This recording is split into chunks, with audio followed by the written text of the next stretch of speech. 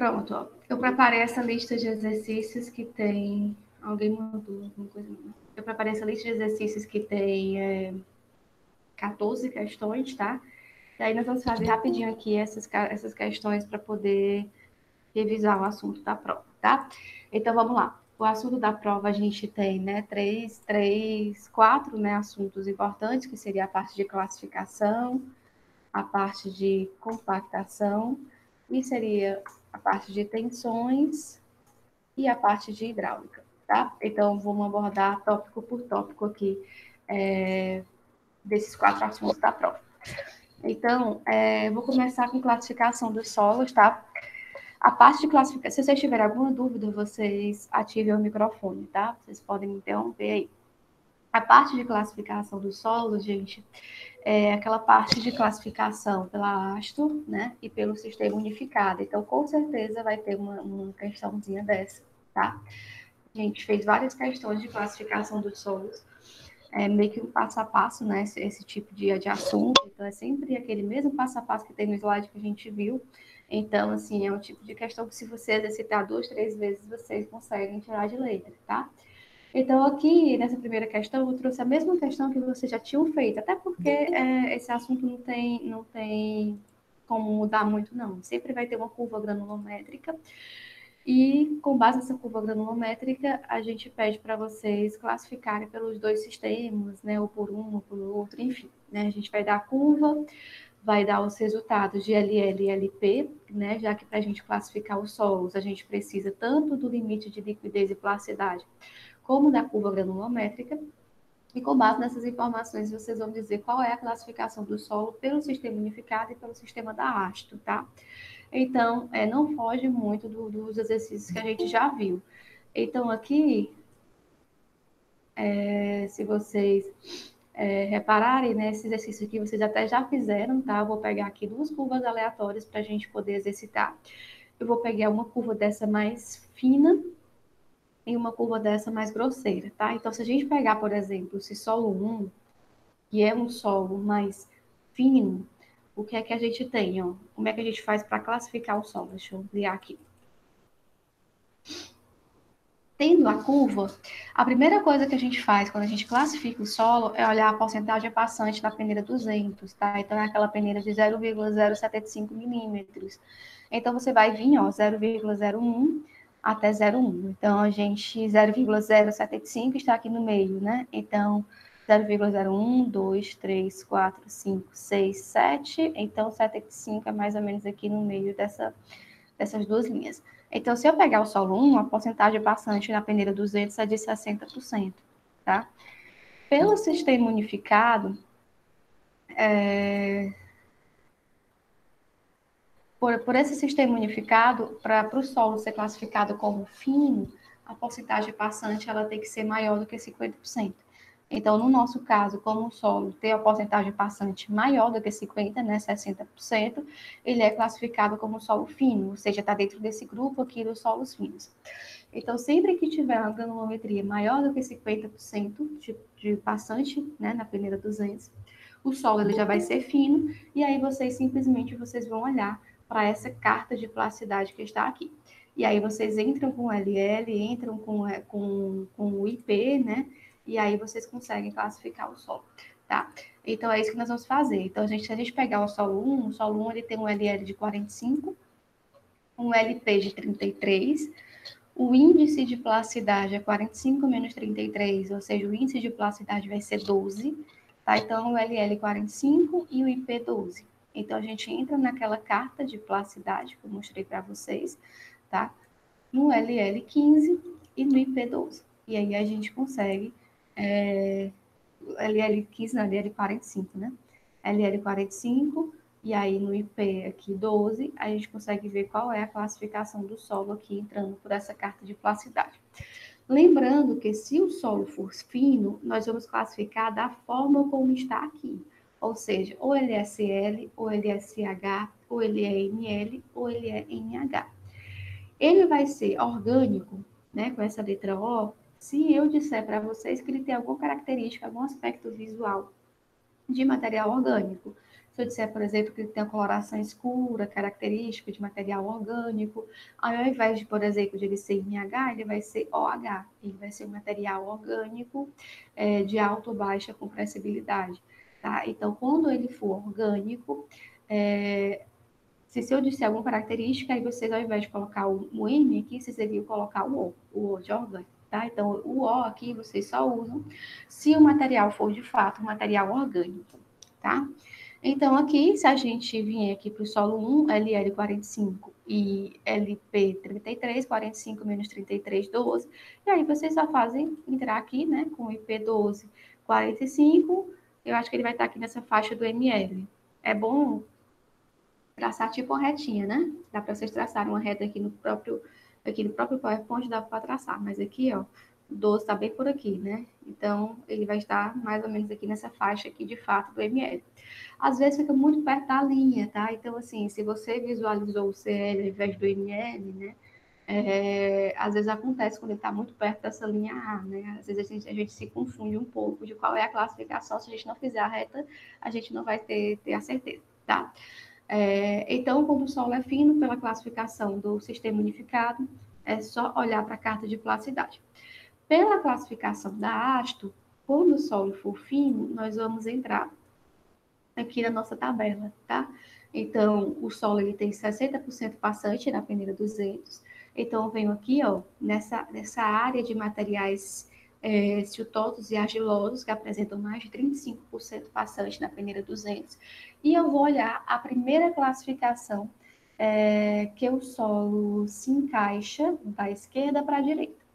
Eu não vou olhar esses porque eu sei que quando eu olho que a porcentagem passante da peneira 200, nenhum deles vai se encaixar, porque o nosso é 60% e toda essa área aqui é de material grosseiro.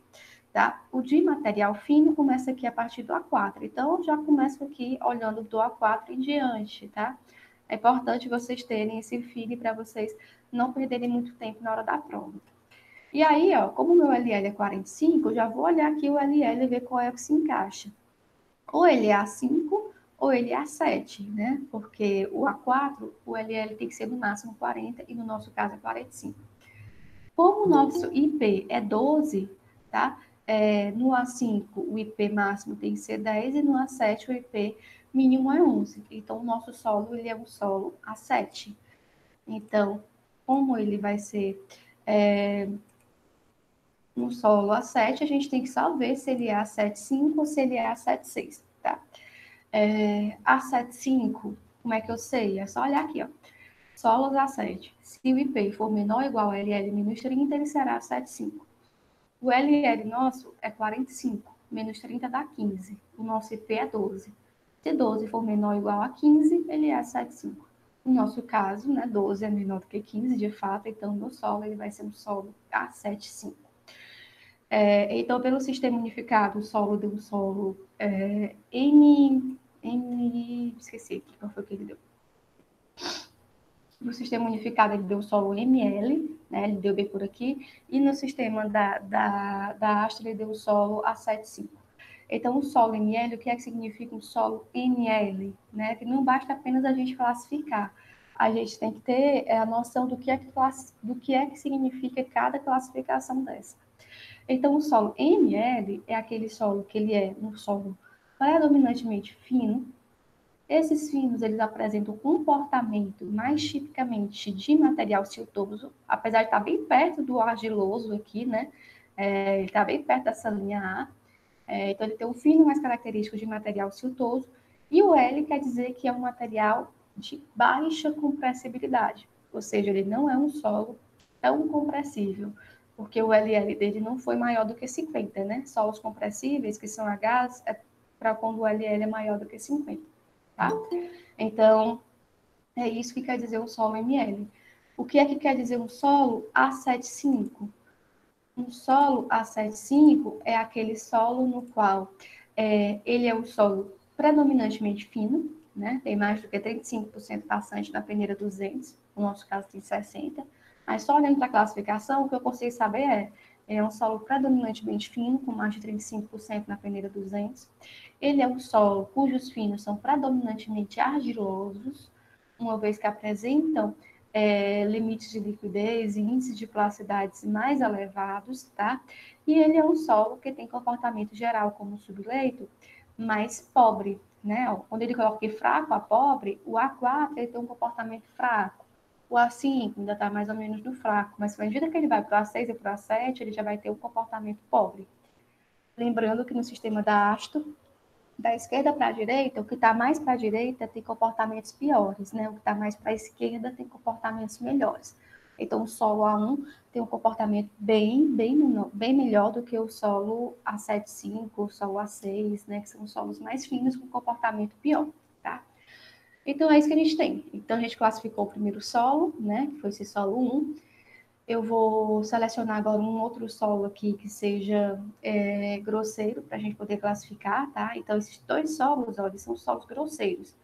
Por que eu sei que eles são grosseiros? Porque se eu olhar a porcentagem passante na peneira 200, essa porcentagem ela vai dar menor do que 10%. Então, são solos bem mais grosseiros, tá? Eu vou escolher aqui esse solo 3. Então, olhando para o solo 3, ó, a gente vai fazer o mesmo procedimento que a gente fez para o solo 1. Primeiro passo, olha a porcentagem passante na peneira 200. No caso do solo 3, a porcentagem passante na peneira 200, né, que é esse diâmetro de 0,075 milímetros, a porcentagem passante aqui foi zero. Então, eu sei que ele é um solo bem grosseiro, onde não há presença de finos, tá? Se a gente olhar o LL e o LP do solo 3, o LL e o LP é igual a zero, tá, gente? Como tem esse traço, é porque quando a gente faz o ensaio, tem muitos materiais, esses materiais que são mais granulares, que não têm finos coesivos, tá? Esses materiais, eles acabam, a gente não consegue moldar lá naquele aparelho de casa grande. A gente não consegue espalhar na concha, a gente não consegue fazer a ranhura. Então, a gente acaba não conseguindo fazer o ensaio, então a gente não coloca o resultado do ensaio. Ele é um ensaio, ele é um resultado zero, mas ele é um zero porque, de fato, a gente não conseguiu fazer o ensaio para aquele material, tá? Então, o LL e o LP são zero, né? Os dois valores. A porcentagem passante também é zero. E aí a gente pode olhar lá, vou começar pela Asto, né? Que estou aqui já na tabela. Então, a gente pode olhar aqui na Asto qual é a classificação desse solo. Então, como é que eu sei como é que eu faço para Asto? A primeira coisa, eu sei que ele está aqui nessa região aqui, ó. Ou ele vai do A1 até o A27. Ele não jamais vai ser a partir do A4, porque aqui é solo para solo fino, né? Com mais de 35% passante. Materiais granulares quando a gente tem menos de 35% passante na peneira 200, tá? Então, o solo 3 ele vai estar aqui, tá? E aí, vamos lá. Eu, geralmente, já olho direto, quando ele está aqui, eu já olho direto aqui para o índice de plasticidade, tá? Para a gente poder já ter uma noção se a gente consegue excluir esse A1A e esse A1B, porque eles dão mais trabalho. Porque a gente, para ser A1A, a gente tem que checar a peneira número 10, a peneira número 40, a peneira número 200. Então, se eu conseguisse já excluir, a gente não precisaria fazer esses testes aqui, né? Porém, no nosso caso, a gente não vai conseguir excluir, porque o IP, ó, aqui é no máximo 6, e no nosso caso deu 0, então, de fato, ele pode se encaixar aqui nesse solo A1. Né? Então, a gente vai ter que olhar aqui essas porcentagens na número 10, na número 40 e na número 200. Tá? Então, vamos olhar, ó, número 10, né? O que é peneira número 10? Isso vocês precisam saber, tá? Número 10 é a peneira de 2 milímetros. Número 40 é a peneira de 0,42 milímetros. E número 200 é a peneira de 0,075 milímetros. Então, essas três peneiras aqui vocês precisam saber. Então, no número 10, para ser A1A, a porcentagem passante tem que ser no máximo 50. Então, a gente vai aqui na curva, tá? A gente olha para o solo 3, vai no diâmetro de 2 milímetros, que é bem aqui, ó. E aí, no diâmetro de 2 milímetros, eu olho essa porcentagem passante, que deu 38% mais ou menos. Então, eu me encaixo nessa classificação A1A por enquanto, né? No máximo 50, deu 38%, então está ok. Número 40, que é de 0,42 milímetros, tem que ser no máximo 30. Então, eu volto para cá, vou em 0,42 milímetros, então aqui é 0,1, 2, 3, 4, então bem pertinho dessa linha. Vou aqui no solo 3, que é esse aqui, né, aqui embaixo. Então, eu vou achar essa porcentagem, ó, perto de 10%, né, menor um pouquinho do que 10%. E aí, para ele ser A1A, tem que ser no máximo 30. Então, está ok, né? Encaixei também. E a número 200 tem que ser no máximo 15, no nosso caso, é de 0%. Então, se encaixa completamente nesse solo A1A aqui. Então, o meu material, ele é um material A1A. Se não se encaixasse aqui, você pularia para os outros até ver o primeiro que se encaixa. Pode ser que ele se encaixe em 2 grupos ou subgrupos, mas você sempre pega o primeiro da esquerda para a direita.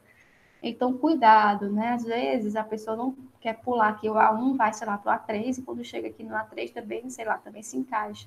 E aí acaba colocando como A3, quando na verdade é A1A, tá? Então, tem que ser sempre o primeiro da esquerda para a direita. Então, o meu material, de acordo com a Asto, né, esse solo 1, ele é um solo A1A e é um solo excelente, tá? Tem um comportamento geral como subleito. Subleito, gente, é o terreno de fundação que vai ser, no qual o meu pavimento vai ser construído em cima, tá? Então, ele tem um comportamento geral como subleito, quer dizer como fundação, de fato, como resistência, né? Então, ele tem um comportamento excelente, tá? Sempre da esquerda que é o melhor, então ele tem um comportamento excelente, é um material mais pedregulhoso ou arenoso, tá? Eu não sei exatamente qual é a granulometria, mas eu sei que ele é um material bem mais grosseiro, sem a presença de fios, tá? Então, é isso que quer dizer o solo A1A. Depois que eu classifiquei o solo 1 pela Asto, a gente também consegue classificar o mesmo solo para o sistema unificado, com o mesmo passo a passo que eu tinha mostrado para vocês já, né? Então, no nosso caso, o solo tem 0% passante na peneira 200, então ele é um solo grosseiro, ou ele vai ser G, ou ele vai ser S, né? G de pedregulho, S de areia, tá? Então, a primeira coisa que a gente tem que fazer quando o solo ele for grosseiro, quando ele tem menos do que 50% passante na peneira 200, é verificar se ele é G ou S, se ele é pedregulho ou se ele é areia. Como é que eu sei se ele é pedregulho ou areia? Eu vou olhar para a minha curva granulométrica. Então, eu tenho que fazer isso, tá? Então, eu estou aqui nesse solo 3 aqui, tá? Então, para ele ser pedregulho, pelo sistema unificado, pedregulho é um material que tem diâmetro acima de 4,8 milímetros. Não esqueçam disso, tá? Então, como pelo sistema unificado, pedregulho é um material com mais de 4,8 milímetros, eu vou vir aqui no 4,8 e vou olhar qual é essa porcentagem de material que eu tenho com mais de 4,8 milímetros. Então, eu venho aqui, ó, 1 milímetro, 2, 3, 4. 4,8 está mais perto do 5, né? Então, vou seguir aqui essa linha do 5, um pouquinho menos. Então, nesse solo 3, ó, essa porcentagem é mais ou menos em torno de 55, mais ou menos, 55%. Esse 55% é a quantidade de material que passa nessa peneira de 4,8 milímetros. Então, se passa 55% do meu material, fica retido 45%. Né? Então, se eu tenho uma peneira de 4,8 milímetros, tudo que fica retido é 45% do total. E o que fica retido, gente, é o pedregulho, né? Um material maior do que 4,8 milímetros. Então, nesse solo 3, o pedregulho, ele em torno, né, de 45%, né? A areia vai ser os outros 55%, porque ele não tem fino, né? Então, se eu tenho 0% de fino, ou o material é pedregulho ou areia. Então, se eu tenho 45% de pedregulho, os outros 55% são de areia. Então, o meu material, se solo 3, ele vai ser um material mais arenoso. Portanto, ele aqui, né, pelo sistema unificado, ele vai ser material S de areia, tá? Então, a primeira coisa que eu tenho que fazer quando o meu material for grosseiro, a primeira coisa é essa, verificar se ele é G ou S. Descobrir que ele é G, que ele é S, né? Então, eu vou para o segundo passo. O segundo passo, gente, nós vamos verificar se essa porcentagem que passa na peneira 200, que no meu caso, essa porcentagem, ela foi de 0%, né? Se essa porcentagem ela é menor do que 5, se essa porcentagem ela é maior do que 12, ou se essa porcentagem está entre 5 e 12%. Se ela for menor do que 5, eu vou ter um procedimento de classificação. Se ela for maior do que 12, eu tenho outro procedimento de classificação. Se ela tiver entre 5 e 12, eu tenho um outro procedimento de classificação. Então, eu tenho 3 procedimentos diferentes aí, tá? Se a porcentagem for menor do que 5%, que é o nosso caso, a gente vai ter que calcular o CMU, Depois nós vamos calcular o CC e nós vamos dizer se o material é bem graduado ou se o material é mal graduado, tá? Se ele for bem graduado, ele recebe a letra W. Se ele for mal graduado, ele recebe a letra P. Então, já sei que ele é S. Eu vou saber agora se ele é um material arenoso bem graduado ou mal graduado. No nosso caso, a gente se encaixa de fato aqui, né? Porcentagem bastante menor do que 5%. Então, a gente calcula o CNU, calcula o CC e verifica se ele é bem ou mal graduado, tá? E aí, que eu já coloquei quais são os limites para ele ser considerado bem ou mal graduado, tá? Para pedregulho, o CNU tem que ser maior do que 4 e o CC entre 1 e 3 para ele ser W. Para areia, que é o nosso caso, o CNU tem que ser maior do que 6 e o CC tem que estar entre 1 e 3 para ela ser considerada W, ou seja, bem graduada.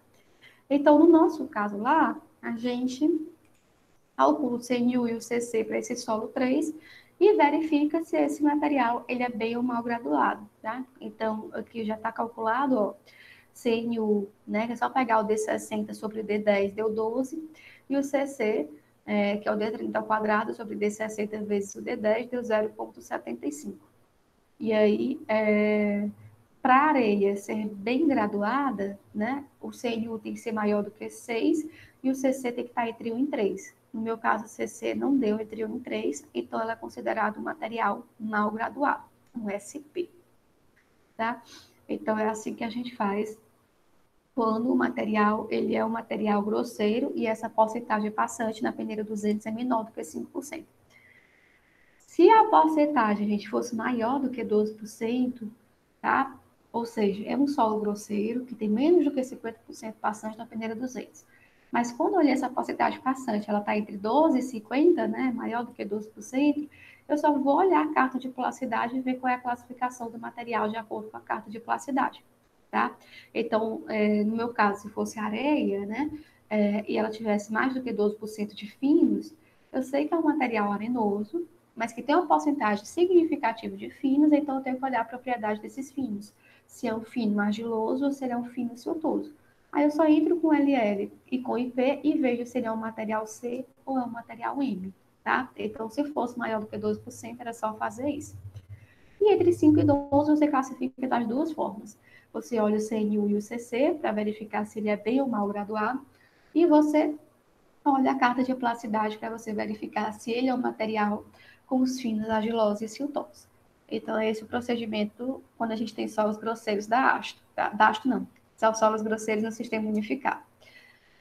Então, no meu caso, né, o meu solo, ele é um solo arenoso, ele é um solo bem grosseiro, mas ele não deu bem graduado, ele deu um material mal graduado, tá? Então, ele deu um material SP.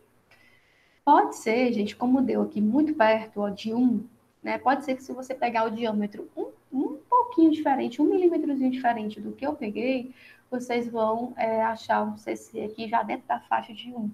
Né? Então, pode ser que a tua classificação, se você pegar, né? Você vai, como se olha muito no olhômetro, se você pegar um pouquinho diferente, pode ser que ele já se encaixe como um material bem graduado, né? Porque está muito perto do limite. Então, essas situações no qual está muito perto do limite, a gente acaba, às vezes, aceitando as duas respostas, desde que você justifique corretamente lá, né? Que você observou um D30 um pouquinho diferente, um D60 um pouquinho diferente, de forma que o CC acabou ficando dentro da faixa de material bem graduado. Tá? Então, isso pode acontecer, e se isso acontecer, eu considero na prova, não tem problema nenhum. Então, alguma dúvida em classificação? Nenhuma? Posso partir para o próximo assunto? Nenhuma dúvida, né? Ninguém? Vocês estão aí, meu povo? Ou não tem ninguém online? Tá ok, né? Tá. Pois vamos lá. Vamos para o próximo assunto, tá? Ah, vamos agora, gente, ver compactação, tá? Que ele é um assunto, o assunto de compactação, ele é um assunto mais teórico, né? Então, a gente viu o sistema de classificação, então o primeiro tópico já foi. Então, vamos agora para a compactação. No que se refere à compactação, eu posso cobrar tanto VOF, de marcar, como eu posso cobrar que vocês expliquem alguma coisa, né, justifiquem alguma coisa. Esse assunto, possivelmente, ele vai ser cobrado de forma teórica mesmo, né? Então, essa primeira questão, essa segunda questão aqui foi de uma prova antiga do semestre passado, que está relacionado com compactação, tá? Então, a gente vai fazer ela aqui agora. Então, o primeiro item, ó, o teor de umidade ótimo aumenta com o aumento da energia de compactação.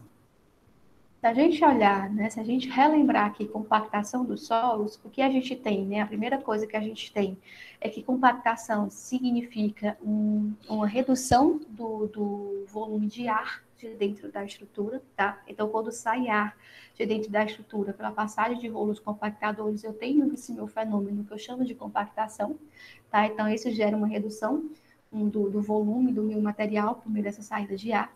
Eu tenho 3 rolos, tá?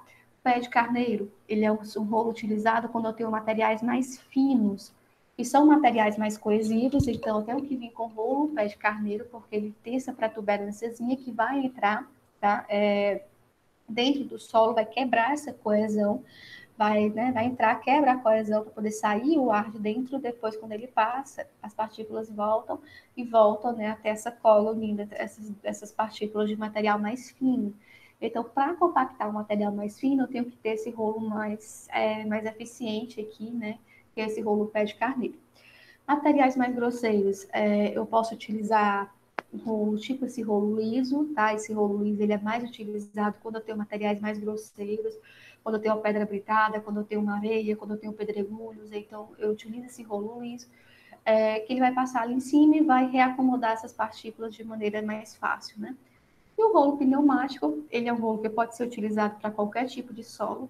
A gente verifica muito esse rolo quando eu tenho estruturas de pavimento, né, na camada de revestimento asfáltico, é muito comum a gente ver a passagem desse rolo junto com o rolo liso. Então, passa um e depois passa o outro, né? Então, é comum a gente ter esses dois rolos concomitantes, né, quando a gente está fazendo um revestimento asfáltico. Então, esse rolo é muito utilizado quando a gente tem essa área de pavimentação, né, na área de revestimento asfáltico, tá? E aí, só indo para o que interessa, né? O resultado do ensaio de compactação é uma curva, que é a curva de compactação, no qual nessa curva eu tenho o meu teor de umidade ótimo, eu tenho, né, para todos, aqui é o meu teor de umidade ótimo, que é o pico da minha curva. Para teores de umidades menores do que o ótimo, eu estou no ramo seco, e para teores de umidades maiores do que o ótimo, eu estou no ramo úmido, tá? Então, eu tenho esses dois ramos aqui. Então, o resultado do meu ensaio de compactação, né, é justamente esses dois parâmetros, que é o peso específico aparente seco máximo e o meu teor de umidade ótimo, tá? Essa curva aqui, ela vai variar. Se eu tiver um solo mais arenoso, um solo mais argiloso, se eu estiver compactando numa maior energia ou numa menor energia. E isso vai ser cobrado de vocês, tá? Então, se eu pegar, por exemplo, aqui, né, esse exemplo aqui, se a gente pressupor, por exemplo, que essa curva aqui, ela seja de um material, por exemplo, um material areia, material arenoso, eu posso desenhar essa mesma curva aqui para um material mais fino, como eu posso desenhar para um material mais grosseiro, como pedregulho, tá? Então, como é que a gente desenha, né? Se eu pedisse isso em prova, para vocês desenharem as curvas de compactação quando eu tenho materiais mais pedregulhosos, quando eu tenho materiais mais finos, né? Como é que a gente faria? Se isso aqui fosse uma areia, tá? O que é que a gente sabe? A gente sabe que materiais mais finos, eles são materiais que têm teores de umidades ótimos maiores, tá? Então, são materiais no qual a curva, ela vai ser um pouco mais deslocada para a minha esquerda e para a minha direita, e com o teor, um peso específico aparente seco máximo menor. Então, quanto mais para a esquerda e quanto mais baixo a curva, material mais fino ele vai ser. Então, o material que for estar mais para a direita, né, e mais baixo o peso específico, ele é o material mais fino, tá? Aqui ficou só restringido porque eu não posso atingir esse grau de saturação de 100%, né? O grau de saturação 100% significa que todo o ar já saiu da estrutura, tá? E geralmente a gente sempre tem ali um pouquinho de ar entre as partículas, a não ser que ela esteja embaixo, abaixo do nível da água. Então, a gente não toca essa curva de saturação, tá? Então, todos os pontos eles vão estar com o grau de saturação menor do que 100%. Então, no caso aqui, ó, isso aqui seria a curva de um material mais argiloso, por exemplo. Se fosse um material mais pedregulhoso, a curva seria o contrário, seria a curva mais para cima e com o teor de umidade ótimo menor. Então, o teor de umidade ótimo seria menor e o peso específico a parede seco máximo seria maior. Isso acontece, gente, porque materiais mais finos, eles absorvem mais água. Então, eles vão ter um teor de umidade ótimo maior. E como tem mais água, e a água, né, o peso específico, o gama W da água, é menor do que o gama M do solo, porque o gama W é 10 kN por metros cúbicos, e o peso específico do meu solo é em torno de 20, então, como pesa menos, acaba que o peso específico para a parede seca desse material, ele vai acabar sendo menor, porque o material que vai ter mais água, portanto, menos grãos, então o peso específico vai acabar sendo menor do que o material que tem menos água e mais grãos, tá? Então, é isso que a gente percebe quando a gente tem esses tipos de materiais, né? E em relação, para a gente finalizar esse assunto, a energia de compactação, se eu estou aplicando uma energia maior, né, eu estou compactando mais. Então, se eu estou compactando mais, gente, está saindo mais ar de dentro da estrutura, né? E como o gama D, ele é peso seco sobre volume, né? Se sai mais ar, o meu volume ele é menor. Portanto, o meu gama dele vai ser maior, tá? Então, quanto maior a energia, maior vai ser o gama D máximo. Então, a curva, ela tende, né, ó, como vocês observam aqui, ó, ela tende a subir para cima aqui, né, subir para cima. Você tende a subir quando a gente tem energias de compactação maiores. Então, essa energia E4 é uma energia maior do que a E3, que é uma energia maior do que a E2, que é uma energia maior do que a E1, tá? Essa tendência vertical, ela é muito maior do que a tendência horizontal. Ele tende a subir mais o gama D do que a variar o teor de umidade. Tá? Então, ela tende, de fato, a subir quase muito que verticalmente ali, né? Variando um pouco o teor de umidade. Porque o que varia mais o teor de umidade é o tipo de solo que eu tenho, né? Mas a tendência, quando eu tenho energia de compactação diferentes, é essa. Quanto mais para cima, maior a energia, né? Quanto mais para baixo e um pouquinho mais para a direita, vai ser menor a energia, tá? E aí, só lembrando, nós temos três energias, nós temos a energia modificada, a energia normal e intermediária. Modificada é a mais elevada, normal é a menor, e a intermediária é a que fica entre as duas, né? Dito isso, a gente pode responder a questão agora. Então, o teor de umidade aumenta com o aumento da energia de compactação? Falso, né? O teor de umidade ele tende até a diminuir um pouco quando eu aumento a energia de compactação. Apesar dessa variação não ser muito grande, mas ele tende a decrescer um pouco quando aumenta a energia.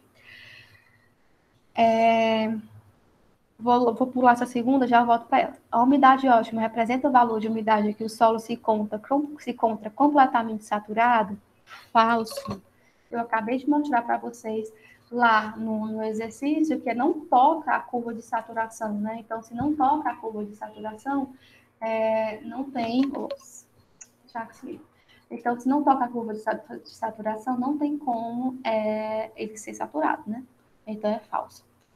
Para a compactação de solos arenosos e pedregulhosos, o tipo de rolo mais recomendado é o rolo liso, né?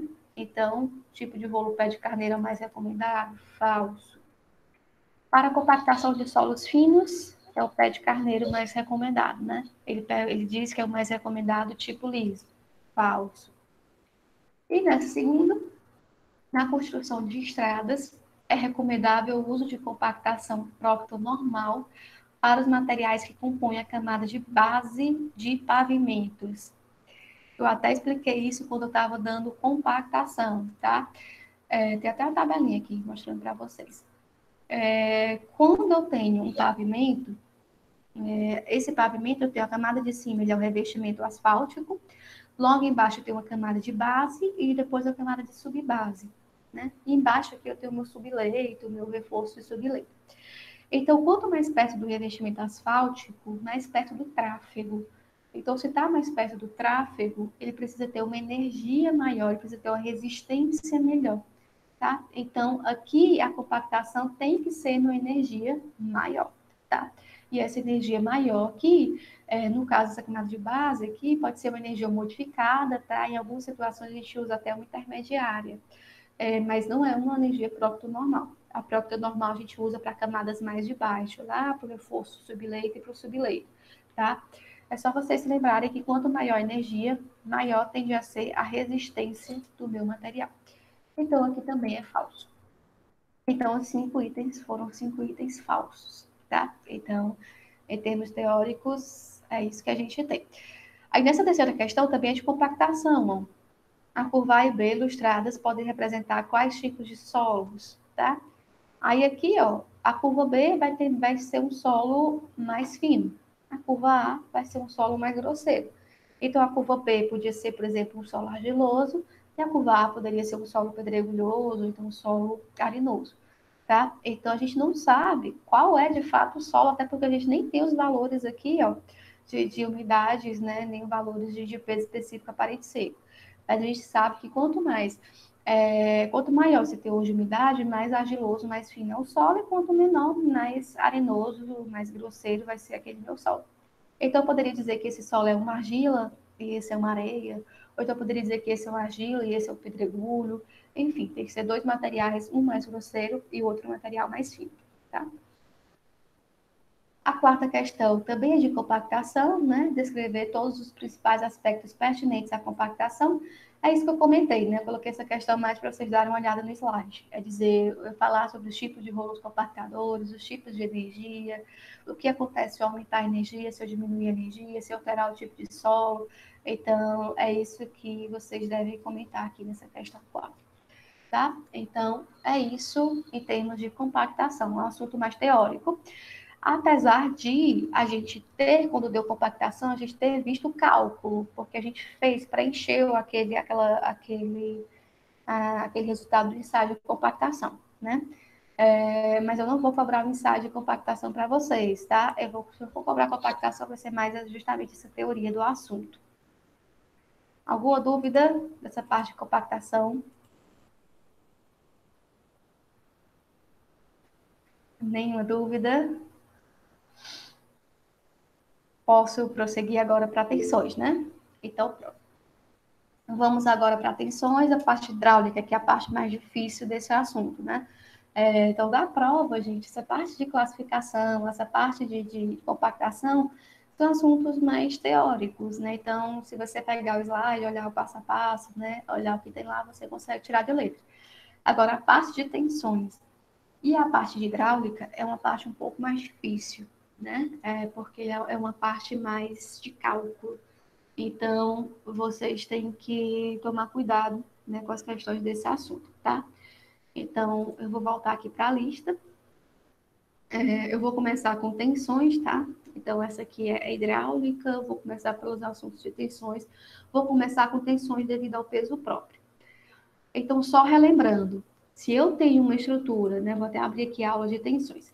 Se eu tenho uma estrutura, né, um perfil de solo, se eu pegar qualquer ponto desse perfil do meu solo, esse ponto ele pode estar sujeito a dois tipos de tensões, certo? O primeiro tipo de tensão é devido ao peso próprio do material que tem em cima do ponto. Então, se eu pegar um ponto aqui, gente, eu tenho aqui 7 metros de material em cima do ponto. Ó, eu tenho uma areia fina, 3 metros, e eu tenho uma argila orgânica com 4 metros. Então, existe um peso do próprio material, do próprio solo, que está em cima desse ponto. Então, esse peso gera tensões, e essas tensões é o que eu chamo de tensões devido ao peso próprio do material que está ali em cima do ponto. O outro tipo de tensões é quando eu tenho aqui essa estrutura e eu coloco uma carga externa aqui em cima. Eu construo um poste, um prédio, um galpão, uma caixa d'água, o que seja, eu construo aqui em cima. E essa construção aqui em cima, ela vai gerar um acréscimo de tensão nesse ponto que eu estou analisando, tá? E aí seria um outro assunto, que é o assunto de tensões devido a cargas externas. Então, na prova de vocês, vai ter questões devido ao peso próprio e vai ter questões devido a cargas externas. Então, vocês precisam relembrar aí esses dois assuntos de tensões, tá? Então, se a gente voltar para o exercício, esse exercício aqui, esse 10, ele já foi feito por vocês, tá? Que é uma questão de peso próprio, mas eu trouxe porque é muito parecido com o que eu gosto de cobrar em prova. Então, a gente tem as camadas de materiais, né? E aí a gente consegue calcular as tensões em cada ponto desse meu perfil. Eu tenho nos gamas, né, os pesos específicos naturais desses materiais. E aí, vamos lá. Ó. Na questão 10 que está aqui, né? Eu tenho aqui essa estrutura, tá? Então, para a gente calcular as tensões devido ao peso próprio, eu estou aqui no tópico tensões devido ao peso próprio, tá? Eu tenho que, a primeira coisa que eu tenho que fazer é olhar se está todos os gamas naturais ou saturados ali. Se não tiver, o primeiro passo que eu tenho que fazer é achar. Tá? Então, se a gente olhar aqui para esse perfil, eu estou observando que aqui em cima eu já estou com gama saturada, tá? Então eu não preciso achar nenhum outro gama, nenhum outro peso específico. Mas aqui nessas duas camadas, eu não estou com o meu peso específico ainda, tá? Então eu estou aqui com o teor de umidade, eu estou com a densidade, tá? Esse símbolozinho aqui, esse delta, ele também é representado como densidade. Pode ser o G, que a gente viu como G, né? Como pode ser esse delta aqui. Então, a densidade aqui está dado. Eu sei o grau de saturação, que é abaixo do nível da água, o grau de saturação é igual a 1, mas eu não sei ainda qual é o peso específico, tá? Então, a primeira coisa que vocês vão fazer é bater o olho na questão, a primeira coisa, vocês vão logo achar os pesos específicos que estão faltando. Caso contrário, vocês não conseguem achar as tensões, tá? Então, a primeira coisa que nós vamos fazer. Então, está faltando aqui, ó, dessa camada e dessa, tá? Então, como está faltando dessas duas camadas, eu vou achar logo os gamas dessas camadas. Então, nessa camada de argila mole, gente, ó, eu tenho o teor de umidade, que é 38%. Eu tenho o G, tá? Que é a minha densidade, que é 2,7. E eu sei que abaixo do nível da água, o grau de saturação é igual a 1. Então, eu tendo essas três informações, eu consigo achar qual é o gama N desse material. Como é que eu acho? Ó, eu posso colocar naquela fórmula do grau de saturação, S é igual a gama SW sobre E, gama W. Eu sei o S, que é 1. Eu sei o gama S, que é o peso específico dos grãos. Lembrando, o peso específico dos grãos é igual à densidade, que no meu caso aqui é 2,7, multiplicado pelo gama da água, que é 10. Então, tendo a densidade, se você multiplicar por 10, você acha o peso específico dos grãos, tá? Então, o meu peso específico dos grãos vai ser 27 kN por metros cúbicos, o teor de umidade eu dei. Aí, com essa fórmula, eu acho o índice de vazios, que vai ser 1,026. E depois, com o índice de vazios, eu consigo colocar em qualquer outra fórmula que tem um gama N e eu consigo achar o valor do gama N. Então, eu coloquei nessa fórmula aqui, ó, gama N igual a gama S, 1 mais W sobre 1 mais E. Gama S é 27, W é 0,38, o índice de vazios eu achei que é 1,026, então eu achei o gama N de 18,39 kN por metros cúbicos. A mesma coisa vocês vão fazer para essa terceira camada. Eu tenho um índice de vazios, tenho uma densidade e tenho que estar abaixo do nível da água, portanto o grau de saturação é igual a 1. Então, com essas três informações, eu jogo nas mesmas duas fórmulas que eu fiz da outra camada, né? Nessa primeira fórmula, grau de saturação 1, o gama S vai ser a densidade, que é 2,65 multiplicado por 10, que é o gama da água, portanto 26,5. O teor de umidade eu não tenho, mas eu tenho o índice de vazios e eu sei que o gama da água é igual a 10 kN por metros cúbicos. Então, eu vou achar o teor de umidade de 30,18%, e aí eu coloco em qualquer outra fórmula que tem um gama N ou gama SAT, né? Tanto faz. E aí você acha, coloquei nessa fórmula aqui, aí eu peguei e achei o gama N, que é de 19,17 kN por metros cúbicos. Atentem-se, muita gente errou na V1 por colocar aqui 1 grama por centímetros cúbicos. O gama da água, gente, é 10 kN por metros cúbicos. Se você entrou com gama S quilonewtons por metros cúbicos, né? Se você multiplicou aqui por 10 a densidade, achou o gama S quilonewtons por metros cúbicos, o teu gama W também tem que estar em quilonewtons por metros cúbicos. Senão a tua resposta vai estar errada, tá? Então, pronto, ó. Eu achei o gama N da terceira camada, que é 19,17. Achei o gama N da segunda, que é 18,39. O da primeiro já tem, que é 18 kN por metros cúbicos, e aí eu posso achar as minhas tensões devido ao peso próprio em qualquer ponto aqui desse meu perfil, tá? Eu marquei esses 5 pontos, então nós vamos achar nesses 5 pontos.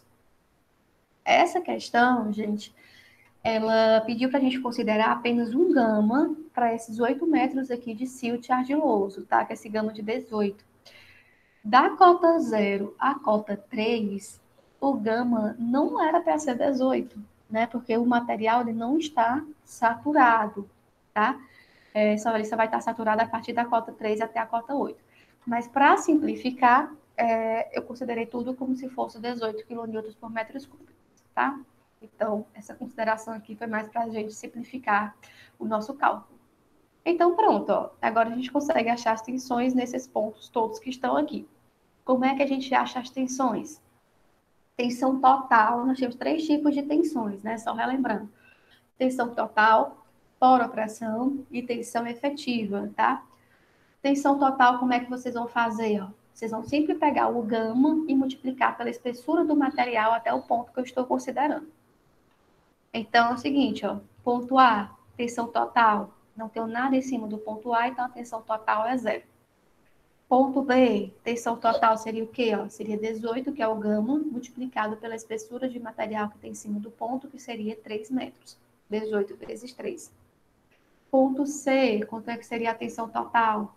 O gama dessa minha camada, que é 18, vezes a espessura do material, que é 8 metros. Ponto D, quanto é que seria a tensão total? 18 vezes 8, mais o gama dessa camada aqui, que a gente achou, que é 18,39, multiplicado por a espessura dessa camada, que seria 5 metros. E no ponto E, a minha tensão total seria 18 vezes 8, mais 18,39, que é o gama dessa camada, vezes 5, mais o gama dessa camada, que é 19,17 kN/m3, vezes 6, que é a espessura dessa camada, tá? 19,17 mesmo. Então, é assim que a gente acha a tensão total. Sempre o gama pela espessura de todas as camadas até eu chegar no ponto que eu estou considerando, tá? Então, a tensão total é bem simples. Poropressão, como é que eu faço para achar essa minha poropressão em cada ponto que eu estou analisando? Aqui, gente, o meu nível da água está estático, não há percolação de água na minha estrutura. Então, a poropressão é só você pegar a distância do ponto até o nível d'água, que está em cima do ponto. Então, no ponto A, eu não tenho nada de água em cima do ponto, então a poropressão é 0. No ponto B, o nível da água está exatamente no ponto B, então eu não tenho água aqui em cima desse ponto, então a poropressão também é 0. No ponto C, a poropressão vai ser o quê? Ó? Vai ser a altura do nível da água até o ponto C, que seria 5 metros, multiplicado por 10, que é o gama da água. Daria 50 kPa. No ponto D, o ponto D está na cota menos 13, o nível da água está na cota 3, então eu tenho 10 metros de água, então é só pegar esses 10 metros e multiplicar pelo gama da água. 10 vezes 10 dá 100 kPa. E no ponto E, eu estou na cota menos 19, o nível da água está na cota menos 3, então do menos 3 para o menos 19 eu tenho 16 metros, então a minha poropressão nesse ponto E seria 16 vezes o 10, que daria 160 kPa. Então é assim que a gente calcula a poropressão.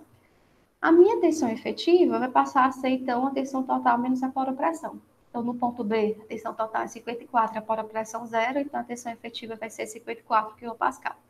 No ponto C, a poropressão é 144, a tensão total é 144, a poropressão 50, tensão efetiva 94. Então, a gente faz isso para todos os pontos. Tensão efetiva sempre vai ser a tensão total menos a poropressão, tá? Então, é assim que a gente faz o cálculo das tensões quando eu tenho peso próprio, né? Quando eu tenho esse perfil, eu quero achar as tensões devido ao peso próprio do solo. Só para finalizar, só relembrando para vocês o que é essa tensão total, essa poropressão e a tensão efetiva, tá? Tensão total significa a tensão devido a todo o peso de material que tem em cima daquele meu ponto. Então, aqueles solos que tem em cima do ponto que eu estou analisando vai me dar uma tensão total de 144 kPa. Dessa tensão total, gente, como eu tenho água ali, né, em cima, eu tenho o nível da água ali, a água ela vai absorver parte dessa tensão. Então, ela absorve 50 quilopascal. O que a água não conseguir absorver, né, que seria essa diferença, que seria 94 quilopascal, vai ser efetivamente a tensão que vai ser transmitida no contato grão a grão. Então, vai ser de fato a minha tensão efetiva. Vai ser de fato a tensão que os meus grãos vão ter que sustentar, tá? Porque vai ser aquela tensão que efetivamente vai passar de um grão para o outro grão. Então, a tensão efetiva vai ser a tensão total, menos a pressão. Então, é isso. Tensão devido ao peso próprio, é só vocês fazerem esses cálculos de gama pela espessura e aí vocês conseguem achar esses valores de tensões. Certo? A tensão do ponto B não vai entrar em que ponto, Vitor Hugo? Em que cálculo, né? Alguma outra dúvida nessa parte de tensões devido ao peso próprio? Nós vamos agora entrar em tensões devido a cargas externas. Eu estou aqui, ó, só jogando assunto, porque senão não vai dar tempo a gente ver todo o conteúdo. Mas como vai estar gravado, vocês conseguem, se tiverem alguma dúvida, vocês veem em casa com mais calma depois, tá? Eu estou aqui só passando logo por tudo para a gente poder conseguir ver todas as questões. Então, vamos lá. Vamos para o próximo assunto, né? Ninguém tem dúvida? Então, a gente viu compactação, a gente viu tensões devido ao peso próprio, né? Então, nós vamos ver agora tensões devido a cargas externas. Então, tensão devido ao peso próprio também já foi, tá? Então, vou ver agora com vocês rapidinho tensões devido a cargas externas. Então, o nosso próximo assunto é justamente, gente, aquelas formulações de tensões de Boltzmann, de Love, de Newmark, né, que seria de fato as formulações para a gente poder achar tensões quando eu tenho uma carga externa sendo aplicada no meu terreno, né? Então, se eu tenho, no caso aqui, né? Se eu tenho o meu perfil e aqui em cima eu vou construir uma carga externa, eu tenho que fazer esse cálculo dessa tensão devido a essa carga externa. A nível de graduação, eu ensinei vocês a calcularem por 3 métodos, né? O método 1 é quando essa carga externa ela pode ser aproximada por uma carga pontual, né? Uma carga concentrada, que seria a solução de Boltzmann. A segunda formulação seria quando essa carga externa ela fosse uma carga retangular, né? Uma área retangular, então seria a solução de Newmark. E a terceira solução seria quando essa carga externa fosse uma área circular, que seria a solução de Love. Então, nós temos essas 3 formulações diferentes. Primeira coisa, né, que eu poderia cobrar até a nível teórico, gosto muito de cobrar esse nível teórico, que é justamente isso que está na questão 6. Na questão 6, eu perguntei o porquê que a aplicação da teoria da elasticidade em solos, né, ela é questionável. Quando a gente usa, né, aqueles 3 métodos, gente, a solução de Boltzmann, né, a solução de Newmark e a solução de Love, são 3 formulações no qual a gente considera, a gente parte do pressuposto que nós estamos trabalhando ali com a teoria da elasticidade. Então, essa teoria da elasticidade, a gente tem que partir de algumas limitações, né? Porque, de fato, para eu chegar naquela fórmula de Boltzmann, para eu chegar naquela fórmula de Newmark, para eu chegar naquela fórmula de Love, aquelas fórmulas, elas só existem porque a gente partiu de 3 limitações diferentes, né? A primeira coisa, a gente considerou que o solo, ele era um solo homogêneo. E o solo, ele não é um material homogêneo, mas a gente partiu dessa consideração de que o solo, ele era homogêneo. Então, é uma primeira limitação que a gente tem, né, quando a gente utiliza essa teoria. A segunda limitação é que a gente considera o solo como um material isotrópico, ou seja, tem as mesmas propriedades em todas as direções, e não é, né? Inclusive, nós vimos coeficiente de permeabilidade, né? E em algum momento lá, quando a gente viu o K, a hidráulica, eu comentei com vocês que o K na direção vertical ele é diferente do K na direção horizontal. Então, isso por si só já me diz que o solo não tem as mesmas propriedades em todas as direções. Não tem o mesmo índice de vazias, não tem o mesmo K, então as mesmas propriedades elas não existem para todas as direções. E a terceira limitação que eu tenho é de considerar o solo um material elástico linear. Né? Então, o material, primeira coisa, o material não é elástico. Né? O solo ele é um material que tem um comportamento também plástico. Né? Ele é um material que, quando eu estou jogando uma carga ali em cima do meu terreno, tá? Aquela carga ela vai gerar deformações permanentes naquele solo. Tá? Então, a carga passa. Se, por exemplo, eu tiver um pavimento, estou aqui com o meu pavimento e aqui em cima do meu pavimento vou passar o meu veículo. Quando o meu veículo passa, quando ele chega ali, ele vai deformar. Quando ele passa, o solo volta, mas ele não volta completamente. Ele vai ter um pouco de deformações plásticas. Então, ele não é um solo completamente elástico. E ele também não tem esse comportamento linear, né, de tensões e deformações perfeitamente linear. Então, esses três pontos aqui são três limitações que fazem com que a aplicação da teoria da elasticidade seja, de certa forma, questionada, né, que é justamente as três formulações de Boltzmann, Newmark e de Lowe, tá? Mas são, mesmo com os questionamentos, né, é o que a gente ainda usa e é o que mais se aproxima com a situação real, tá? Quando a gente for ver solos para pavimentação, nós vamos dimensionar uma estrutura de pavimento e lá eu mostro para vocês quanto é essa deformação permanente para alguns tipos de solos, tá? Então, depois, esse comportamento plástico, né? Quanto é essa deformação plástica que a gente tem. Só para ilustrar o porquê que ele não é elástico, tá? Então, essas são as limitações. Então, isso pode ser cobrado para vocês em prova, tá?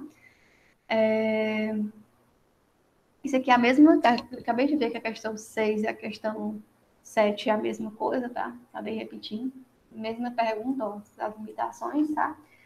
E aí, vamos lá. Então, nós temos essas três limitações, e aí nós vamos fazer agora três questões, né? Uma de Newmark, uma de Love e uma de, em algum momento aqui, de Boltzmann, tá? Então, vou começar pela de Boltzmann. As três questões, elas estão aqui nesse slide aqui que eu coloquei para ficar mais fácil.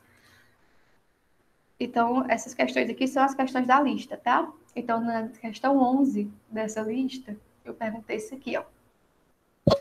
Para uma carga concentrada, se a carga é concentrada, já é de cara a solução de Boltzmann, que a gente utiliza quando a gente tem uma carga pontual. De valor igual nessa carga, nessa força, é igual a 100 kN, e uma distância horizontal entre a linha de aplicação da carga, né, e o ponto onde se deseja o acréscimo de tensão igual a 5, calcula os acréscimos de tensão a uma profundidade de 10 metros. O que é que ele quis dizer nesse exercício 11? Eu tenho um ponto, esse ponto que eu quero analisar é um ponto que está a 10 metros de profundidade, e a distância entre a linha de aplicação da carga e o meu ponto é 5 metros, tá? Na solução de Boltzmann, a gente, na fórmula de Boltzmann, a gente entra com a força, que eu já dei, a gente entra com a profundidade, que eu tenho, e a gente entra com essa distância horizontal aqui, que é o meu R na fórmula, que é de 5 metros. Muita gente acaba achando que esse R é como se fosse raio. Não é raio, tá, gente? O R na fórmula de Boltzmann é essa distância horizontal entre a linha de aplicação da carga e o ponto onde eu desejo, né, o meu acréscimo de tensão. Lembrando que quanto mais quanto mais distante, né, dessa linha de aplicação da carga, gente, menor vai ser as meus acréscimos de tensões devido a essa carga externa. Né? Então, eu tenho minha carga externa, então, quanto mais distante dessa linha aqui da minha tensão, da minha carga, menor vai ser esse acréscimo de tensão devido a essa carga. Então, vai chegar um ponto que se eu estou, sei lá, a 10 metros, a 15 metros dessa carga aqui, eu não vou sentir quase nada, porque vai estar bem distante dessa carga externa aqui. E quanto mais profundo, né? Quanto mais para baixo, mais vai essa tensão, essa carga vai se dissipar, então menor vai ser também o acréscimo de tensão no ponto devido a essa carga externa que está aqui, tá? Então, por isso que quando a gente trabalha com cargas externas, interessa para a gente tanto a distância horizontal, como interessa para a gente também a profundidade do meu ponto, né, em relação ao nível do terreno. Então, para a solução de Boltzmann, a gente só faz jogar na fórmula mesmo que a gente tem, tá? aquela fórmula que está no slide, né? 3 vezes a profundidade ao cubo multiplicado pela força, dividido por 2π, r ao quadrado, mais e ao quadrado elevado a 5 meios. Então, seria 3 vezes a profundidade. Eu não sei porque eu coloquei 8 aqui, é 10, né? Só um errinho aqui, ó. Aqui seria 10 elevado ao cubo, né? Que é a profundidade que eu quero, dividido por 2π, que multiplica o r, que é 5 ao quadrado, mais o z, que também é 10, né? É 10 ao quadrado, elevado a 5 meios vezes 100. O valor aqui vai dar um pouquinho diferente, porque eu tinha colocado 8 e é 10, né? E a resposta aqui, ela vai estar em quilopascal. Por que vai estar em quilopascal? Porque eu entrei com a minha força em quilonewtons, né? E as minhas distâncias aqui eu entrei em metros. Então, quilonewtons por metros quadrados vai me dar em quilopascal, tá? Então, é só fazer, só refaço depois essa conta aqui, que vai dar um pouquinho diferente aqui, né? Porque eu tinha colocado um 8 e um 10. Então, solução de Boltzmann basicamente é isso. Outro tipo de questão, né, devido à carga externa, seria a solução de Love, né? Para a solução de Love, gente, a solução de Love ela é utilizada quando eu tenho uma carga circular. Então, toda vida que eu tiver uma carga circular, aí eu posso utilizar essa solução de Love. Então, eu disse aqui que eu tenho uma sapata circular, que tem 8 metros de diâmetro, portanto, tem 4 metros de raio, tá? Transmite ao terreno uma pressão de 85 kPa, calcula os acréscimos de tensão a 6 metros de profundidade com uma distância do centro da sapata de 3 metros. Então, basicamente, o que eu tenho nessa questão é o seguinte, ó.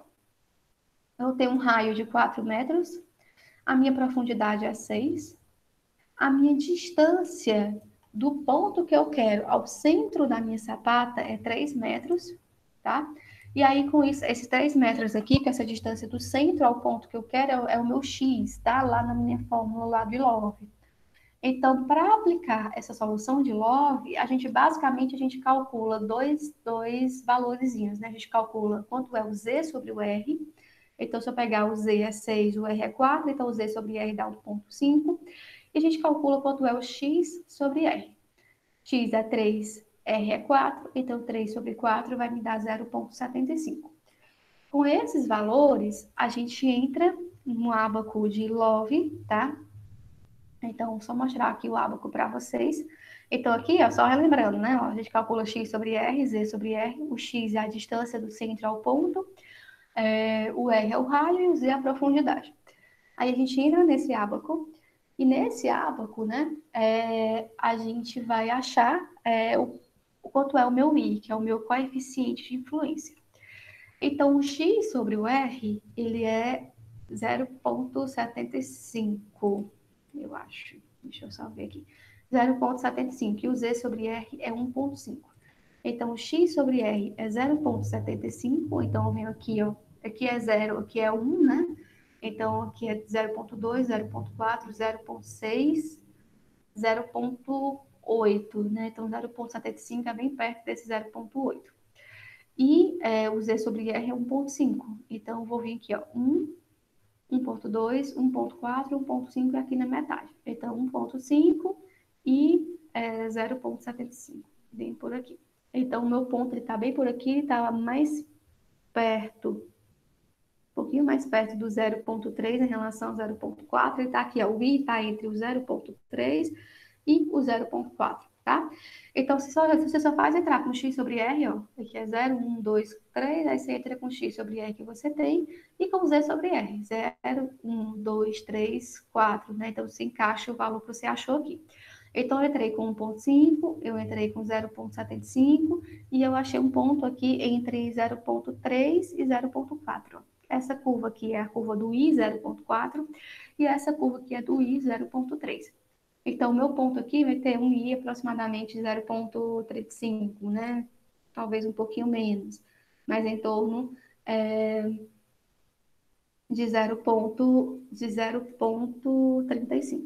E aí, depois, a gente, com esse I que a gente achou, que é de 0,35, a gente só faz colocar aqui, tá?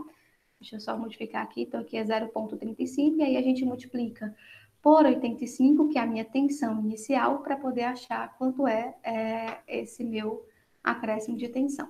Então, 0,35 vezes 85 vai me dar mais ou menos... Ops, deixa eu voltar aqui.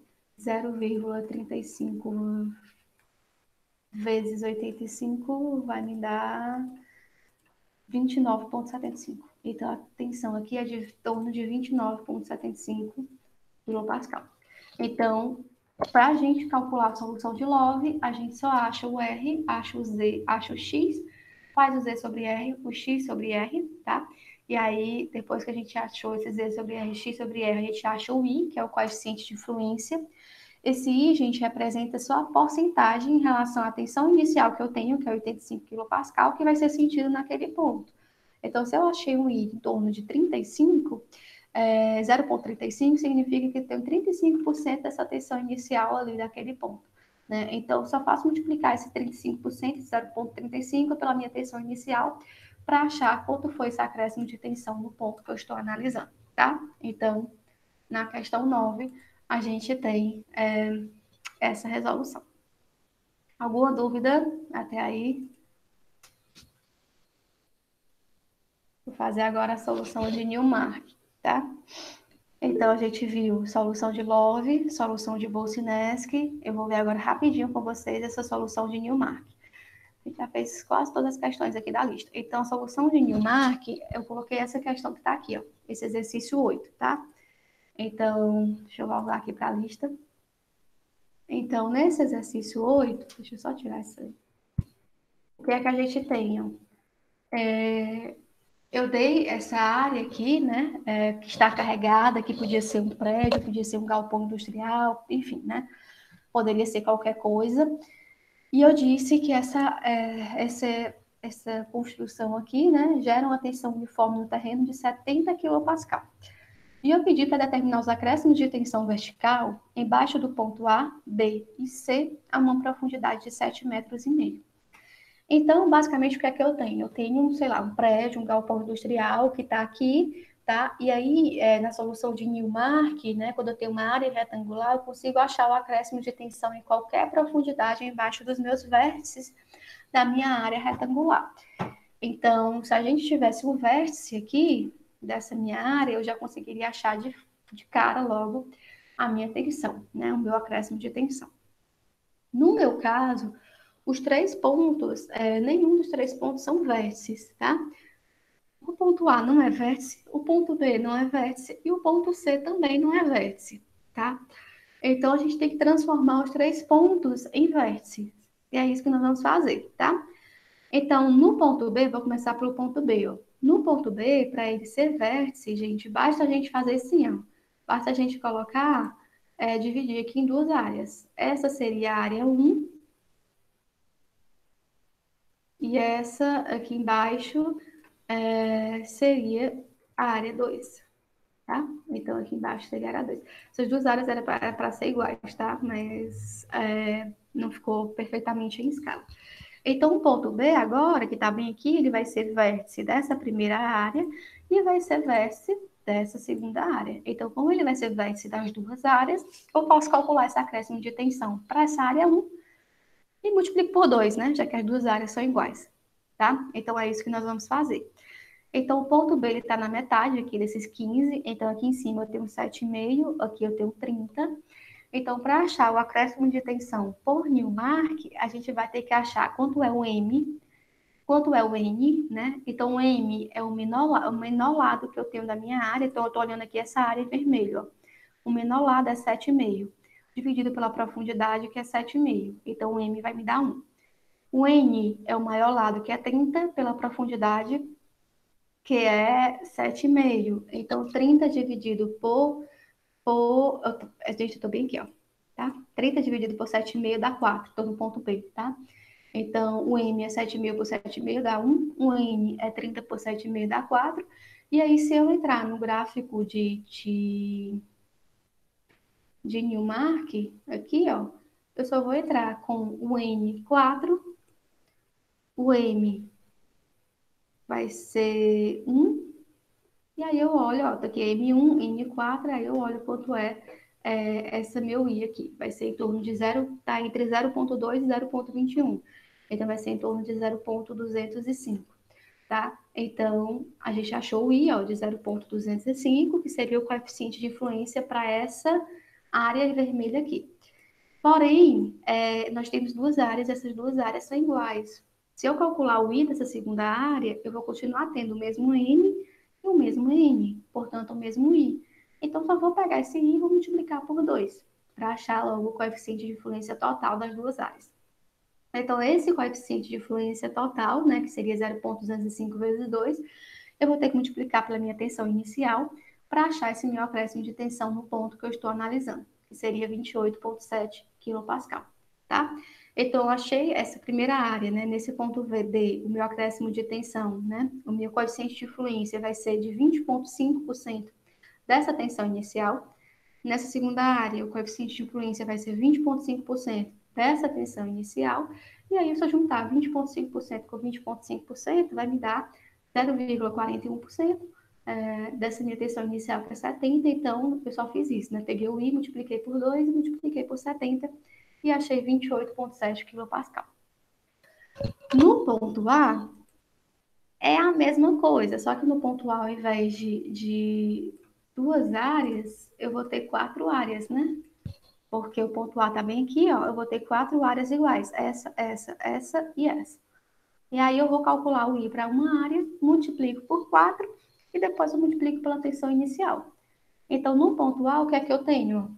Eu tenho o ponto A, para transformar em vértice, eu dividi em quatro áreas. Então, cada área vai ter um M, né?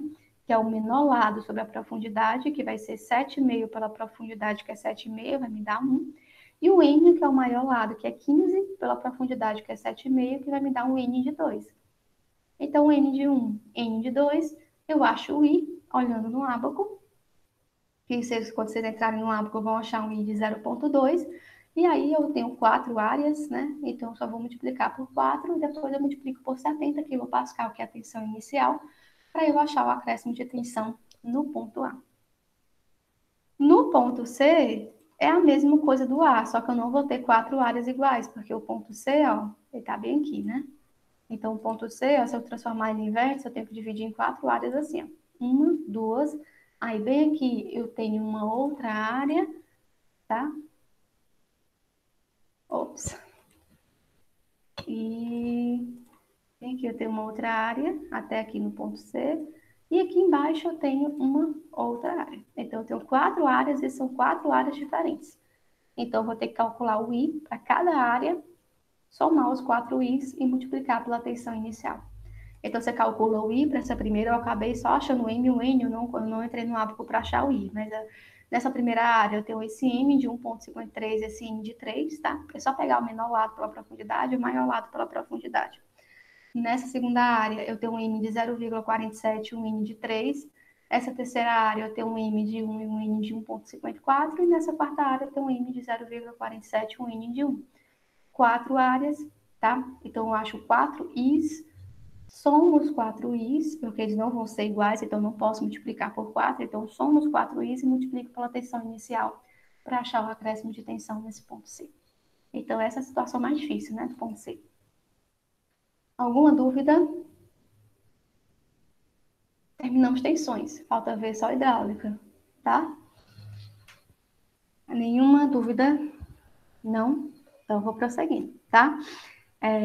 Então, eu vou fazer agora as questões de hidráulica, tá? Eu sei que tá muito corrido, tá? Mas aí vocês peguem as gravações depois e vocês olhem com calma, tá? Porque, de fato, se eu for ficar parando muito, não ia dar tempo a gente ver tudo. Então, a gente já fez a questão 11, voltando aqui do início, para ver quais foram as questões que a gente está faltando fazer, ó. Fizemos a questão 1, a questão 2, a questão 3, a questão 4, tá? Essas 5 aqui é só para a gente discutir um pouco da permeabilidade, eu já discuti com vocês. Fizemos 6, 7, 8, 9, 10, 11. Não tá faltando a 12, a 13 e a 14, tá? É pra gente poder finalizar essa parte de hidráulica. Então, a parte de hidráulica, gente, a gente também divide em duas partes, tá? nós temos essa parte hidráulica, nós temos a parte mesmo de hidráulica, com cálculo de permeâmetros, com aquela parte mais conceitual, e nós temos aquela parte que é aquela parte de rede de fluxo, que também faz parte de hidráulica, tá? Mas que tem aquele cálculo à parte, né? Quando a gente tem rede de fluxo. Então, vou fazer o seguinte, tá? Eu vou logo começar falando um pouquinho da parte teórica, que é importante vocês saberem, tá? Na parte de hidráulica, eu gosto muito de cobrar de vocês, em termos de teoria, eu gosto de pedir para que vocês me digam como é que se comporta o coeficiente de permeabilidade quando eu tenho diferentes tipos de solos, quando eu tenho diferentes tipos de índices, diferentes índices de vazios, né? Então, só para vocês relembrarem, quando eu tenho solos mais grosseiros, né, tipo mais pedregulhoso, eu tenho maior K, tenho maior coeficiente de permeabilidade. Quando eu tenho maior índice de vazios, né, ou seja, o solo está mais poroso ali, tem índice de vazios maior, mais fácil a minha água percolar, portanto, eu tenho maior coeficiente de permeabilidade. Se eu tenho, por exemplo, água, né, numa temperatura ali maior, a água, quando está na temperatura maior, ela fica menos viscosa, ela fica mais fluida, então ela percola de maneira mais fácil. Então, quanto maior a temperatura, maior também a minha permeabilidade. Então, nessa variação do meu K, quando eu tenho esses fatores, é importante vocês saberem. Outra coisa importante vocês saberem, então aqui vocês têm que ver como é que se comporta o K, tá? Então é o primeiro tópico que vocês têm que saber. E o segundo tópico é sobre os ensaios, né? Sobre os ensaios para a gente determinar esse K. Nós temos dois ensaios diferentes para a gente achar o K. Nós temos o ensaio de permeabilidade com carga constante e nós temos o ensaio de permeabilidade, carga constante, né? Ensaio de permeabilidade com carga variável, tá? E aí é preciso vocês se lembrarem que ensaio de permeabilidade com carga constante, ele é mais indicado quando eu tenho solos mais permeáveis, tipo areia, tá? E o princípio de eu fazer o ensaio com carga constante é eu manter a minha carga, que é a minha diferença de nível d'água constante, tá? Então, aqui no meu caso, ó, eu tenho uma torneira, eu tenho a saída d'água aqui. Esse meu H eu vou manter sempre constante, porque eu vou estar alimentando a minha torneira na mesma vazão de água que sai do meu sistema. Então, a gente consegue fazer esse ensaio dessa forma, mantendo esse H, que é essa diferença de nível d'água constante. Tá? Então, esse solo é mais indicado quando eu tenho materiais mais permeáveis. E aí, para a gente achar, é só colocar nessa fórmula da lei de Darcy, né?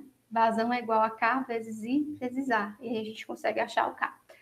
O ensaio de carga variável, gente, é quando eu não mantenho uma carga constante. É quando eu não tenho essa torneira alimentando o meu sistema enquanto a água vai saindo. É como se a torneira estivesse desligada.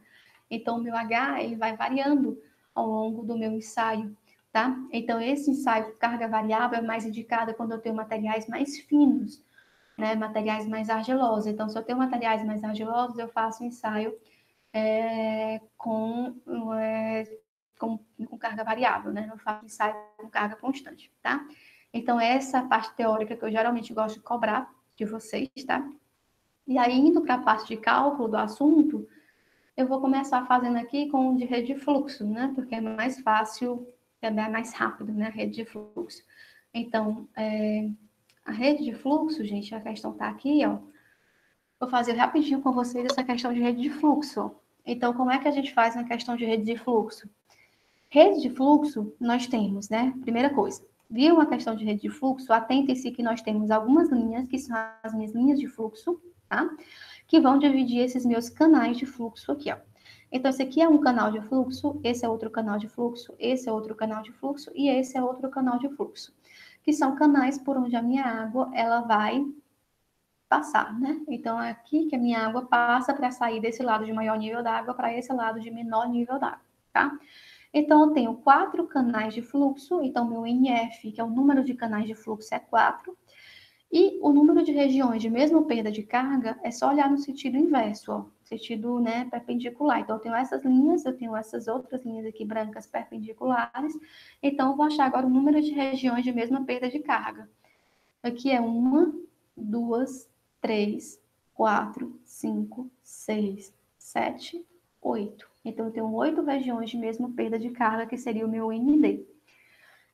Então, meu NF é 4, meu ND é 8. Meu ΔH, o que é o ΔH, gente? O ΔH, se vocês olharem, eu tenho esse nível d'água que está aqui, né? Nessa cota, nesse nível aqui, 3,7 metros. Esse meu outro nível d'água está a 1 metro. Então, a diferença de nível d'água aqui vai ser 2,7 metros. Então, eu tenho um H, que é a minha carga, de 2,7 metros, que é a minha água. À medida que ela vai saindo desse lado, percolando isso aqui tudo e chegar aqui nesse lado, ela vai perder todos esses 2,7 metros que ela tinha de energia a mais. E ela vai perder como? À medida que ela anda, essa região, ela perde um tanto. Essa região, ela perde o mesmo tanto. Essa região, ela perde o mesmo tanto. Essas regiões, elas são divididas justamente, elas são chamadas de regiões de mesma perda de carga, porque cada regiãozinha dessa, ela vai perder a mesma carga. Então, eu tenho 2,7 metros para ser perdidos em 8 regiões. Então, 2,7 dividido por 8 vai me dar 0,3375 metros. Então, cada região dessa, se a minha água sair daqui e chegar bem aqui, ela perdeu 0,3375 metros de energia. Saiu daqui, andou, chegou bem aqui, ela perdeu mais 0,3375. De forma que quando ela andar essas 8 regiões, ela perca esse total de 2,7 metros de energia, né, de carga que ela tinha para perder, tá? E aí, a questão, ele me pediu a vazão que passa pela fundação, tá? Então, essa vazão que passa pela fundação, gente, é muito simples, é só jogar naquela fórmula que eu mostrei para vocês, que eu até deduzi, tá? Então, a minha vazão, eu tenho duas vazões, né? Eu tenho o meu Qzinho, que é a vazão que passa em um canal de fluxo, e é só pegar o K que eu dei, que é 10 a menos 4, e multiplicar pelo ΔH. Então, vai me dar 3,375 vezes 10 a menos 3 metros cúbicos por segundo por metros, né? Dessa estrutura aqui de contenção. E aí, se eu multiplicar pelo número de canais de fluxo, esse Qzinho, ó, é a vazão em um canal de fluxo. Vazão aqui. Se eu multiplicar pelo número de canais de fluxo, que é 4, Qzinho vezes 4 vai me dar 3,5 vezes 10 a menos 3. Então, é a vazão total que passa por essa fundação. Tá? Então, a vazão total é só eu pegar a vazão em um canal de fluxo e multiplicar pelo número de canais de fluxo que eu tenho. Aí eu acho a vazão total. E a poropressão nesse ponto A é para fazer do mesmo jeito que eu já ensinei para vocês, né? Então, pega o ponto, pega a altura do ponto ao maior nível d'água, tá? Então, do ponto A, ó, daqui para baixo é 3 metros, então daqui para cima vai ser 9 menos 3 vai ser 6, mais 3,7, 9,7. Então, eu tenho do ponto A ao maior nível d'água, eu tenho 9,7 metros. E aí eu tiro do quanto de energia que ele já perdeu, porque eu não tenho mais 3,7, né? Eu perdi alguma coisa de energia. Então, quanto foi que eu perdi, ó? A minha água veio para cá, andou esse pedaço aqui, ela perdeu 0,3375, andou mais esse, perdeu mais 0,3375, mais 0,3375, mais 0,3375. Então, ela perdeu 4 vezes 0,3375 metros. Então, seria o quê? A altura do ponto ao maior nível d'água, que é 9,7, menos 4 vezes 0,3375. Tudo isso você tem que multiplicar por 10, que é o gama da água, para você achar a poropressão. Então, a poropressão vai ser 83,5 kPa, tá? Então, é assim que a gente calcula a poropressão. Então, para qualquer ponto, a poropressão é só pegar o ponto, olhar a sua altura, maior nível d'água e tirar do tanto de energia que eu já perdi até chegar naquele ponto. Aí eu acho a poropressão naquele ponto ali que eu estou analisando. Alguma dúvida em rede de fluxo? Posso prosseguir? Faltando agora a gente só ver permeâmetro e a gente finaliza, tá? Já está quase na hora, são 11 horas, né? Então, vou só ver agora a questão do permeâmetro, para a gente poder finalizar. Então, foi rede de fluxo, tá? Aí agora, eu coloquei aqui essas duas questões para vocês, que são questões quando a gente tem permeâmetros, tá? Então, eu tenho aqui o meu permeâmetro, e aí nós podemos calcular as tensões em qualquer ponto desse solo aqui que está dentro do permeâmetro. Então, como é que a gente faz, né, uma questão dessa? Deixa eu colocar aqui, deixa eu abrir essa questão aqui. Então, ó, essa questão tá aqui. É muito simples, ó. Como é que nós vamos fazer? Eu dei o permeâmetro, eu dei o solo, e eu quero determinar a tensão total efetiva e poropressão a 4 centímetros da base aqui dessa minha peneira aqui, que está aqui, né? Então, 4 centímetros de distância, tá? Então, vamos lá. Como é que a gente acha a tensão total, né? Que é a primeira tensão que ele pediu. É só pegar o ponto, gente, e achar a tensão total no ponto, ou seja, multiplicar a gama pela espessura. Né? Então, aqui, ó, em cima desse ponto, que está a 4 centímetros dessa peneira, eu tenho água nessa profundidade Z, né, que é 10 centímetros, e eu tenho solo com gama de 20, e aqui em cima desse ponto eu tenho quantos centímetros de solo? O meu L é 20 centímetros, que é essa espessura total.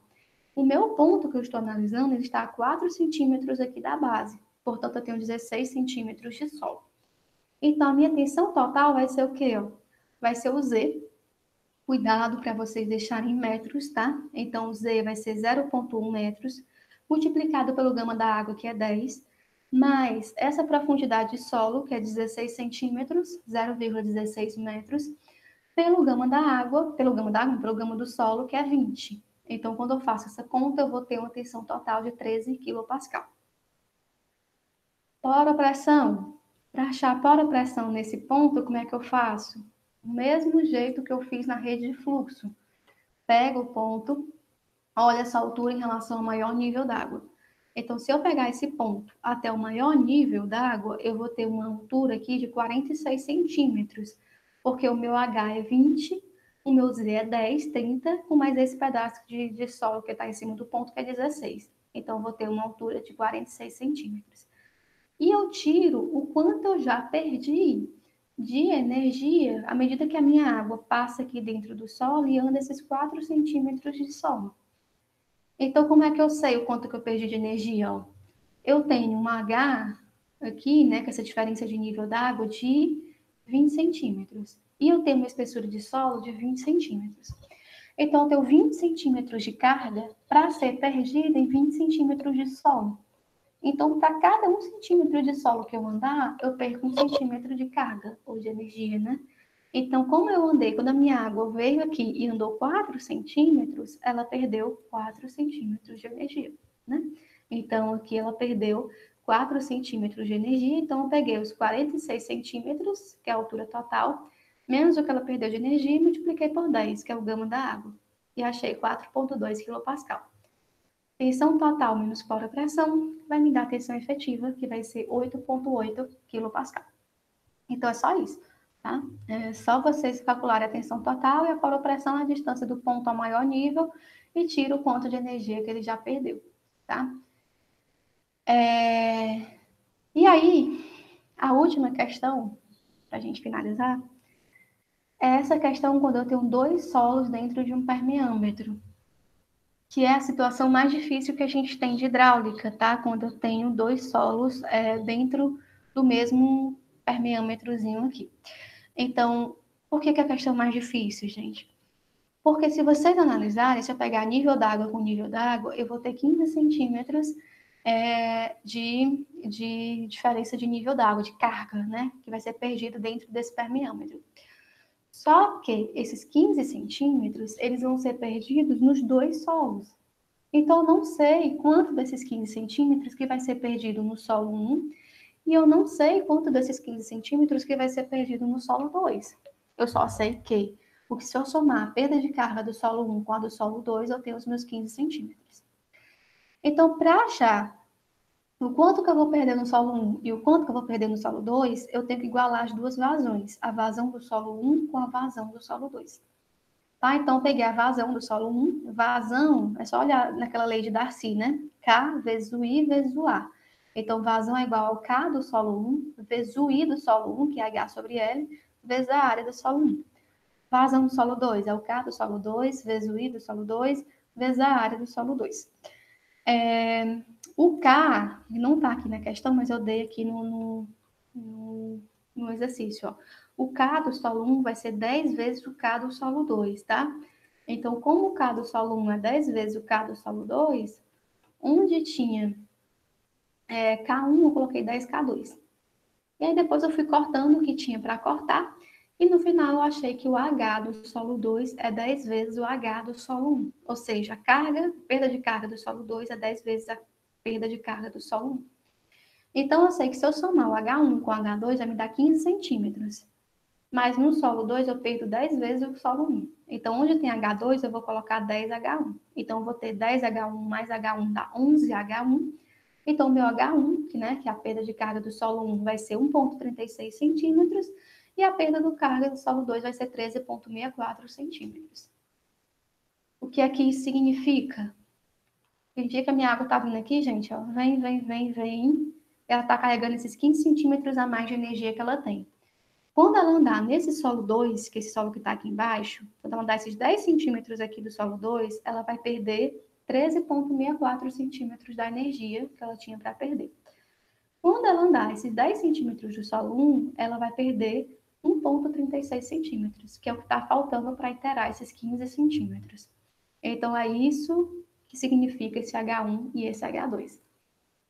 E aí, nessa questão, do mesmo jeito, eu pedi atenção total, atenção efetiva e a poropração. Nenhum ponto que está a 4 centímetros de distância do ponto B, ó. E aqui ficou faltando só especificar melhor, tá? Eu pedi a 4 centímetros de distância mais para cima aqui, tá? Então, um ponto que está aqui a 4 centímetros de distância desse solo B, desse ponto B. Então, o ponto B está bem aqui. Se eu pular 4 centímetros para cima, eu quero atenção nesse ponto que está a 4 centímetros para cima aqui do ponto B. Como é que a gente faz agora? Do mesmo jeito que a gente fez no exercício passado. Tensão total, gama da água por essa espessura que é 10 centímetros, mais 6 centímetros de solo, né? Porque eu estou aqui no 4 centímetros aqui, ó, então 6 centímetros vezes o 10, que é o gama da água. 10 não, é vezes o 20, que é o gama do solo, então acha a minha tensão total. Então, a minha tensão total vai ser o quê? Ó? 0,1 metros vezes o gama da água, que é 10, mais 6 centímetros, que é 0,06 metros, vezes o gama N do solo, que é 20. Isso vai me dar uma tensão total de 2,2 kPa. Fora a pressão nesse ponto, tá? Fora a pressão nesse ponto que eu estou analisando, que está a 4 centímetros de altura do ponto B, como é que a gente calcula? É só pegar a distância do ponto ao maior nível d'água. Então, eu tenho aqui 25 centímetros mais 6 centímetros, né? Porque o ponto está a 4 centímetros aqui para cima. Então, 25 com 6 vai me dar 31 centímetros. E eu tiro do que eu já perdi de energia. Então, quanto foi que eu já perdi de energia? Quando eu andei esse solo 2, eu perdi 13,64 centímetros de energia. Então, eu tenho a altura total, já perdi 13,64 centímetros. E quando eu andei esse 4 centímetros do solo 1, eu perdi mais um tantozinho aqui de energia, que é equivalente a esse solo 1. Quanto foi esse tanto de energia? É só fazer uma regra de 3. Ó. Eu tenho 1,36 centímetros de energia que vai ser perdido nesse solo 1, né? Só que ele vai ser perdido em 10 centímetros do solo 1. Se eu andei 4 centímetros do solo 1, eu perdi quanto, né?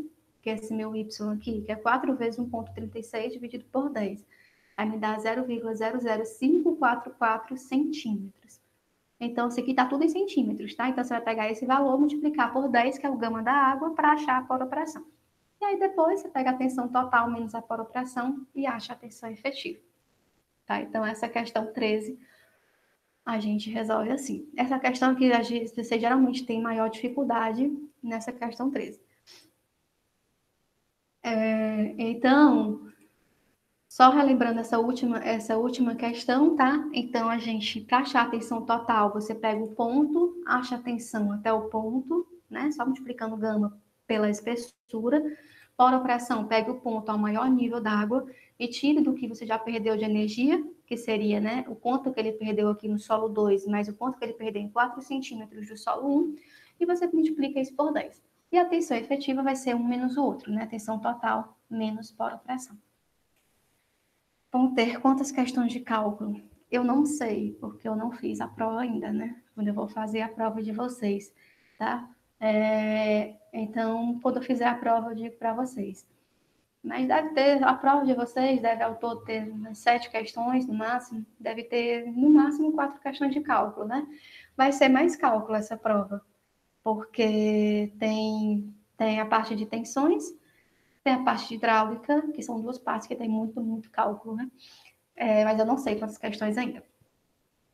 Gente, eu vou salvar isso aqui, tá? Eu vou colocar no Drive, porque foi muito assunto, eu dei de fato muito rápido, mesmo sem parar, já terminamos a aula, tá? 11h10. E aí eu vou colocar também no Drive a resolução do slide com resolução, tá? Alguma dúvida? Então, não esqueçam, prova no horário de aula, segunda-feira, tá? A prova não vai estar difícil, mas estudem, tá? Estudem, façam esses exercícios que vocês tiram de letra. Então, é isso, nenhuma dúvida, né? Então, gente, bom dia, estudem, até segunda-feira. Tem como aumentar o tempo de entrega de cálculo? Eu posso aumentar, vou ver direitinho. Quando eu fizer a prova, eu vejo quanto tempo vocês precisam para o cálculo. Aí eu pondero isso aí, tá?